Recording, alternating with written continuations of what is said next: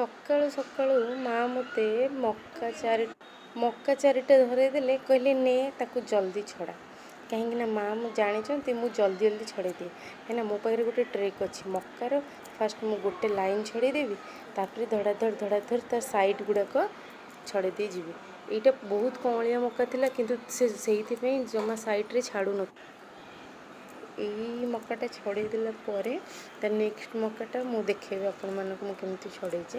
ଏଇ ମକାଟା ବହୁତ କଅଁଳିଆ ଥିଲା, ସେଥିପାଇଁ ତ ଛାଡ଼ୁନଥିଲା।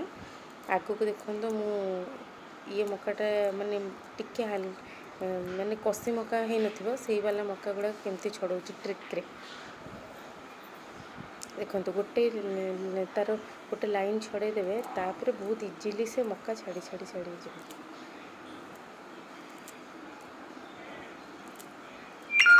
ଏଇ ଟ୍ରିକ୍ରେ ମୁଁ ମକା ଛଡ଼େଇ ଦିଏ। ସେଇଥିପାଇଁ ମାଆ ମୋତେ ଯେତେବେଳେ ବି ଘରକୁ ମକା ଆସିବ କହିବେ ନେ ମକା ତୁ ହିଁ ଛଡ଼ା, ଜଲ୍ଦି ଜଲ୍ଦି ତୁ ହିଁ ଛଡ଼େଇ ପାରୁଛୁ।